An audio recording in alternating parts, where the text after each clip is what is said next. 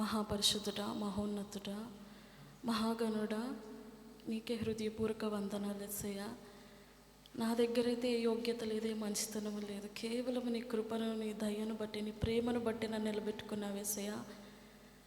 తండ్రి, నా యొక్క సొంత మాటలు, వ్యక్తిగత మాటలు నేను ఇక్కడ మాట్లాడకుండా నీ ఆత్మ చేత నన్ను నడిపించేసయ్యా. నీ ఆత్మాభిషేకముతో నన్ను నింపు.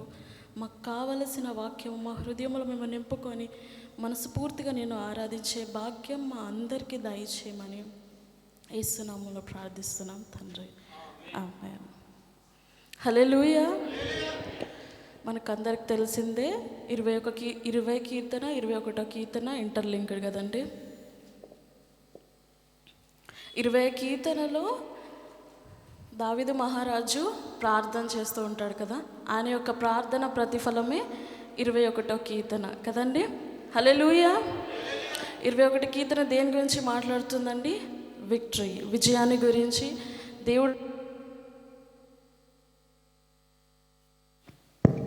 దేవుడు చేసిన మేలు గురించి,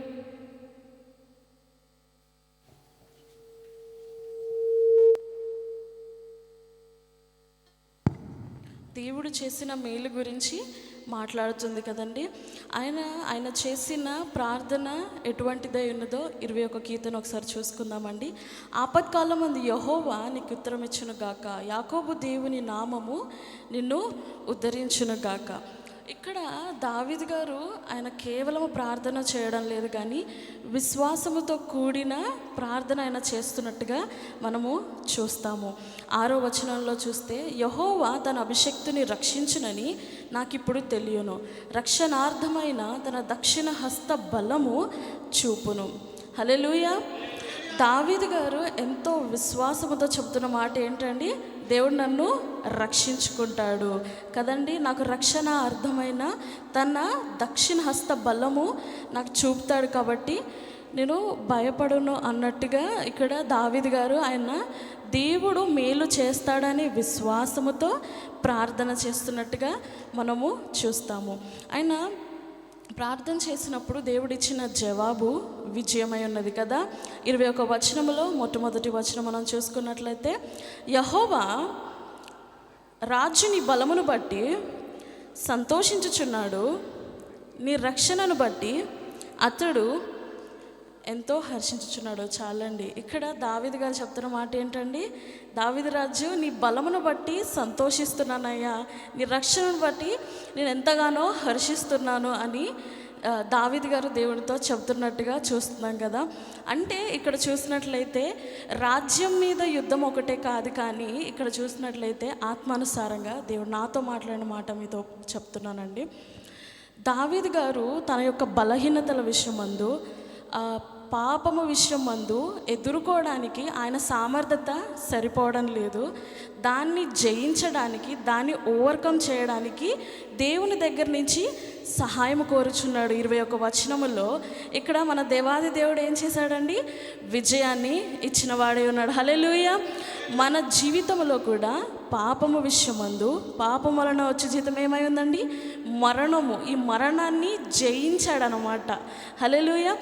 జయించి ఉన్నాడు కాబట్టి ఇక్కడ దావీదు గారు ఎంతో సంతోషంతో చెబుతున్నాడు ఏంటంటే, రాజు నీ బలమును బట్టి సంతోషించుచున్నాడు. దేవుని యొక్క బలము ఎంతో గొప్పదే ఉన్నది కదా. ఈ యూనివర్స్ని చూస్తున్న దేవుడు, యూనివర్స్ని నడిపిస్తున్న దేవుడు తన యొక్క జీవితంలో ఈ పాపపు బ్రతుకు అవ్వచ్చు, బలహీనత అవ్వచ్చు, శోధన అవ్వచ్చు, ఏ పరిస్థితి అయినా అవ్వచ్చు, దాన్ని ఎదిరించడానికి ఆయన యొక్క శక్తి సామర్థ్యత సరిపోదు, దావీదు యొక్క శక్తి సామర్థ్యత సరిపోదు. కాబట్టి దేవుని యొద్ద ప్రార్థించినప్పుడు ఆ దేవాది దేవుడు సహాయము చేసి ఉన్నాడు, ఈయనకి విజయము అనుగ్రహింపబడి ఉన్నది.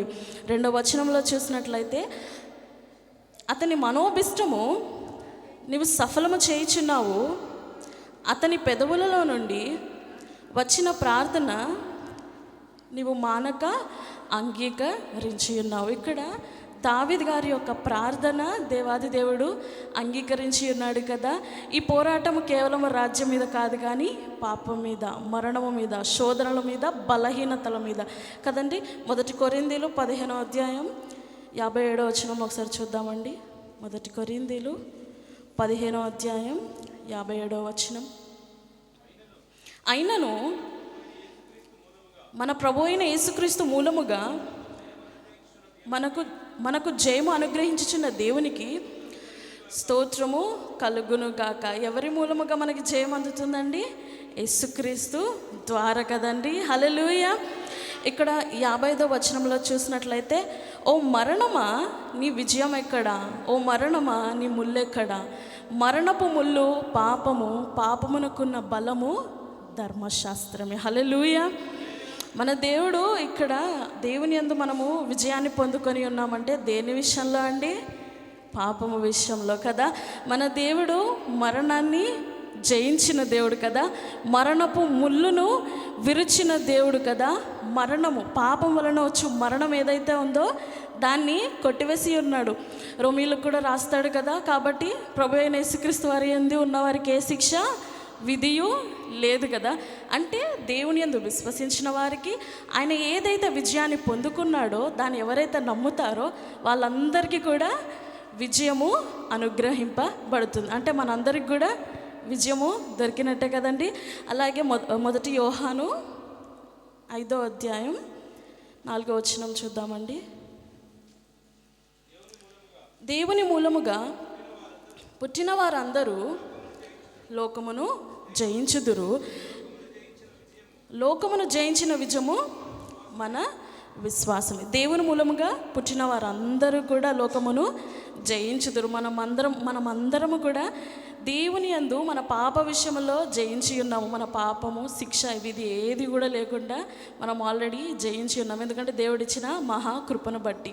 అదే విధముగా ఈ లోకంలో వచ్చే ప్రతి పరిస్థితి విషయమందు కూడా మనము జయాన్ని పొందుకోగలుగుతామనే నిరీక్షణతో కూడిన మాటై ఉన్నది కదా. దేవుని మూలంగా పుట్టిన వారందరూ లోకమును జయించుదురు. లోకంలో ఉన్న పాపమును, బలహీనతను, దేవునికి వేరుపరిచేది ఏదైనా సరే ప్రతి దాన్ని కూడా మనము జయించగలుగుతాం. ఆ యొక్క సామర్థ్యత మనందరికీ దక్కుతుంది. ఎప్పుడండి? దేవుని యందు విశ్వసించినప్పుడు, దేవుని యొద్ద ప్రార్థించినప్పుడు, దేవుని యందు నమ్మకంగా మనం అడిగినప్పుడు మాత్రమే మనం అది పొందుకోగలుగుతాము. మరలా కీర్తనలకు వచ్చేద్దామండి. 3వ వచనంలో చూసినట్లయితే, శ్రేయస్కరమైన ఆశీర్వాదముతో నీవు అతన్ని ఎదుర్కొనుచున్నావు, అతని తల మీద అపరంజి కిరీటము నీవి ఉంచి ఉన్నావు. చాలండి. ఈ కీర్తనలో మనం చూసినట్లయితే 13 వచనాలు ఉన్నాయి కదా. మొదటి నుంచి 6 వచనాలు దేవుని యందు దావీదు గారు ఏమైతే పొందుకున్నారో, దేవుని యందు విజయం పొందుకున్న వాళ్ళందరికీ ఏమేమి దొరుకుతుందో దాని గురించి స్పష్టముగా వ్రాయబడి ఉన్నది కదా. అయితే శ్రేయస్కరమైన ఆశీర్వాదములతో నీవు అతన్ని ఎదుర్కొనుచున్నావు. బెస్ట్ బ్లెస్సింగ్తో దేవుడే ఎదుర్కొంటున్నాడంట. దేవుని యందు ఆ యొక్క బ్లెస్సింగ్ మనం పొందుకోవాలంటే మనం ఏమై ఉండాలండి? దేవుని యందు నమ్మిక కలిగి ఉండాలి. ఇక్కడ దావీదు గారు కూడా అటువంటి మేలుకరమైన బ్లెస్సింగ్స్ ఆయన పొందుకొని ఉన్నాడు. తర్వాత చూస్తే అతని తల మీద అపరంజి కిరీటము దైవికంగా మనం చూసుకున్నట్లయితే డివైన్ గ్లోరీకి సాదృశ్యంగా నిలబడుతుంది కదా. కిరీటం అనేది హానరింగ్కి కదా, ఒక విజయానికి కదా. అయితే దావీదు గారు లోకం యొక్క పాపమును, బలహీనతను అన్నిటి వద్దనుకొని దేవుని యొద్ద ప్రార్థించినప్పుడు దేవుడు సహాయం చేసి విజయాన్ని ఇచ్చాడు కదా. సో అప్పుడు విజయం ఇచ్చినప్పుడు దేవునిలో నడుచుకోవడానికి ఆయన స్వీకరిస్తున్నాడు, ఆయన కుమారునిగా స్వీకరిస్తున్నాడు. కాబట్టి ఇక్కడ ఏమయ్యండి? అతని తల మీద అపరంజి కిరీటము నీవు ఉంచి ఉన్నావు. 4వ వచనం చూసినట్లయితే, ఆయుష్ నిమ్మని అతడు నిన్ను నరమడుగగా నీవు దానిని అతనికి అనుగ్రహించి ఉన్నావు కదా. ఇక్కడ చూసినట్లయితే దావీదు గారు ఏమడిగాడండి? వరం అడిగాడు.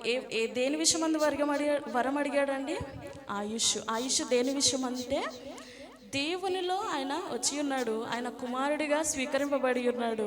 ఈ మహిమ మార్గంలో దైవ శక్తితో ఆయన ముందుకు సాగాలని దేవునితో అంటున్న మాట ఏంటండి? ఆయుష్ నిమ్మని దేవుని వరాన్ని అడుగుతున్నాడు. మనము కూడా ఈరోజు ఆలోచించుకోవాల్సింది ఏంటంటే, పాపం నుండి విడుదల పొందాం. మనం అందరూ రక్షింపబడి ఉన్నాం కదా, దేవుని యొక్క మార్గంలో నడుచుకుంటున్నాము కదా. నిజముగా నీతో దేవా నేను నడుస్తానయ్యా, ఇంకొన్ని రోజులు నీ పరిచయం చేస్తానయ్యా, నీకు నమ్మకముగా పరిశుద్ధత అంటే ఏంటి, రోషము కలిగి లోకంలో బ్రతుకుతాను, ఎక్కడున్నా ఏం చేసినా సరే నీకు నమ్మకంగా బ్రతుకుతాను, నీ యందు నిలిచి ఉంటాను అని చెప్పగలిగే మనసు మనలో ఉందా అండి? ఒకసారి మనం ఆలోచించుకోవాలి. ఇక్కడ దావీదు గారు ఎంతో వినయముతో అడుగుచున్న మాట ఏంటండి, ఆయుష్నిమ్మని అతడు నిన్ను నరుమడుగగా నీవు దానికి అతనికి అనుగ్రహించినావు. దేవుడు తను నడుస్తాను అని అంటే ఆయన ఎందుకు వద్దంటాడు? ఆబ్వియస్లీ ఆయన చేర్చుకుంటాడు కదా.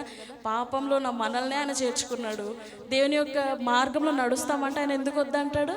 ఆయన మనకి సాయం చేసే దేవుడు కదండి. తర్వాత విషయం చూసినట్లయితే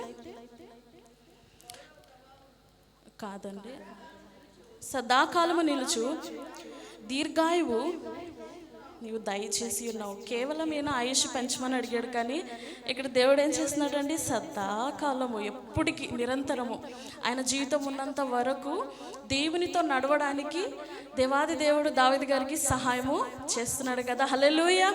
మన అందరికీ కూడా అదే సహాయం ఆయన చేస్తాడండి. మనం ఒకవేళ దేవునితో నడవాలి అని అనుకుంటే మాత్రమే, ఆయన ఆశీర్వాదం, ఆయన దీవెనలతో, ఆయన యొక్క కుమారుడుగా, ఆయన యొక్క కుమార్తెగా మనం నడుచుకోవాలనుకుంటే మాత్రమే అవుతుంది కదండి.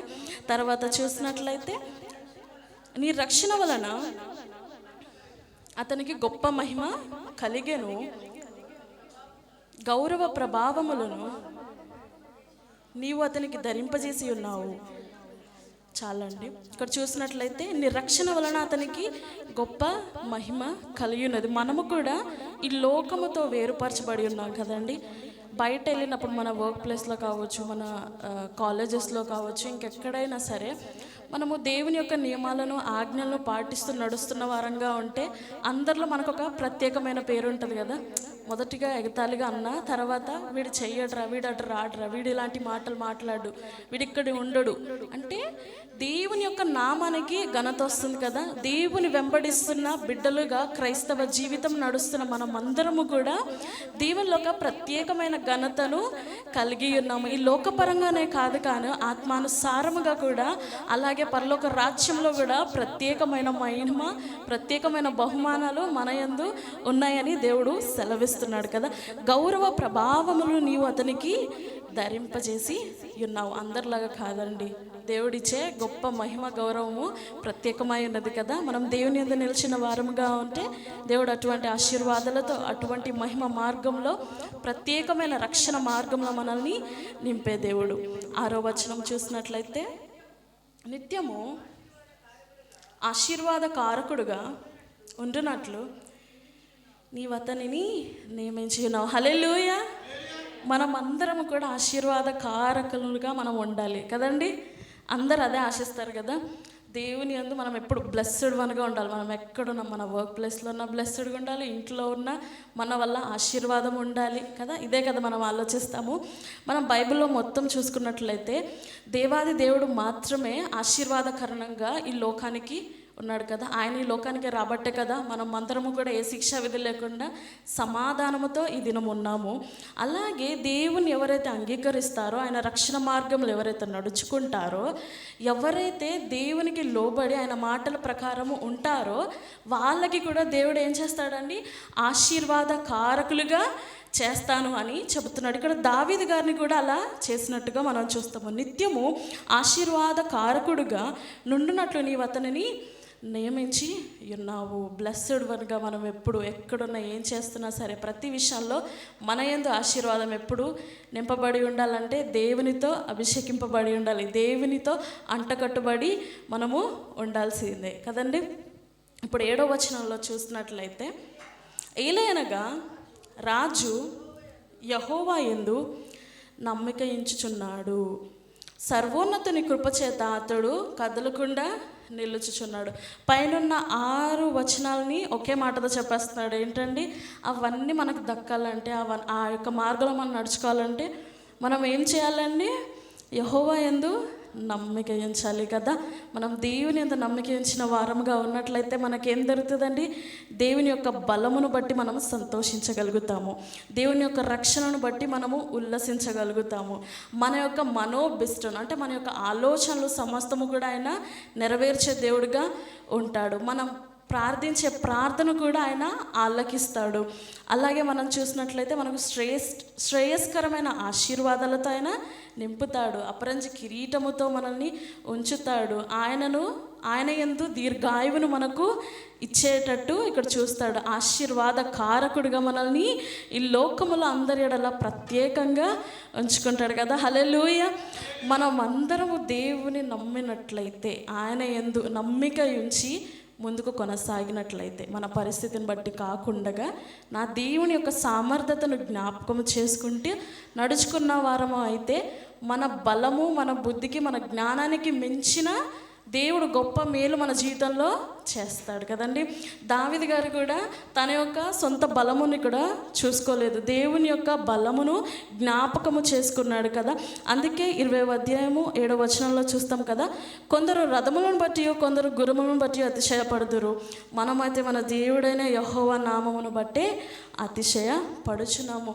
దావీదు గారు తన యొక్క బలాన్ని, తనకున్న ఏదైతే ఆలోచన జ్ఞానాన్ని ఇక్కడ ఉపయోగించలేదు, కానీ దేవుని ఆశ్రయిస్తే ఎంత గొప్పగా ఉంటుందో ఆ ఆశీర్వాదము, ఆ దీవెన అని చెబుతున్నాడు కదా. పాపము నుండి, మరణము నుండి, బలహీనత నుండి జయాన్ని పొందుకున్న దావీదు గారు దేవుని యందు ఆశ్రయించి ఉన్నారు. మనము కూడా ఈ లోకంలో ఏదైనా ఏ మూలనైనా బలహీనత చేత పాపములో ఇంకా దేవుని యందు రాలేకపోతున్నామేమో ఒకసారి జ్ఞాపకం చేసుకుంటే, దేవుని ఆశ్రయించే వారంగా, దేవుని యందు అతిశయించే వారంగా మనం ఉన్నట్లయితే సమస్త విధమైన పరిస్థితుల్లో మనకి జయము కలగజేయబడుతుంది కదండి. హల్లెలూయా. 8 నుంచి చూద్దామండి. నీ హస్తము నీ శత్రువులందరినీ చిక్కించుకొనును, నీ దక్షిణ హస్తము నేను ద్వేషించు వారిని చిక్కించుకొనును.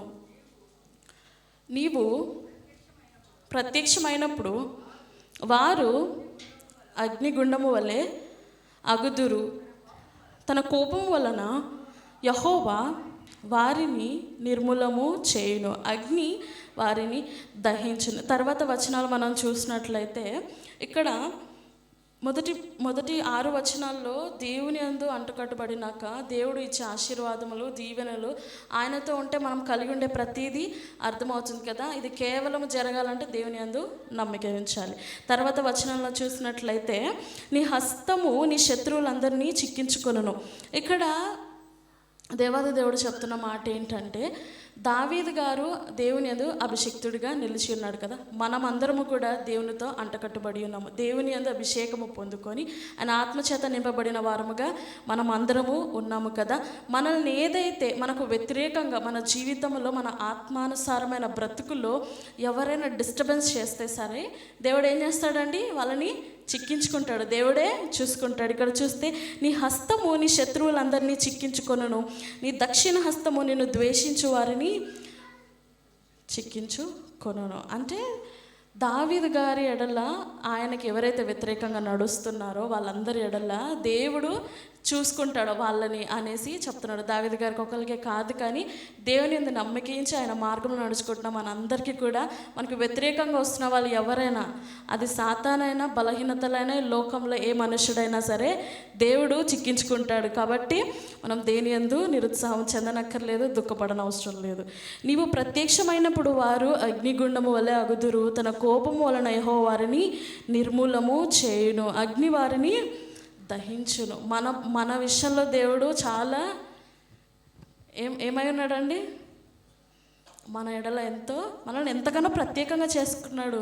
మన జీవితంలో మనకి ఎవరు ఎటువంటి డిస్టర్బెన్స్ చేసినా ఆయన మామూలుగా చూస్తూ మౌనంగా ఉండేవాడు కాదు కదా. మనల్ని ఎవరైనా డిస్టర్బ్ చేస్తే ఆయన ఏమంటాడు? తన కనుగ్రుడ్డి ముట్టినట్టుగా ఆయన పోలుస్తాడు కదా. అంటే ఎంతగా మనల్ని కన్సర్న్లో ఉంచుకున్నాడో మనం చూస్తున్నాం కదా. ఆయన ప్రత్యక్షమైనప్పుడు మనల్ని ఎవరైతే మనకు వేరుగా మనల్ని ఇబ్బంది పెడుచున్నారో వాళ్ళందరినీ దేవుడు చూసుకుంటానని ఇక్కడ చెప్తున్నాడు కదా. తన కోపం వలన యెహోవా వారిని నిర్మూలము చేసేస్తాడంట.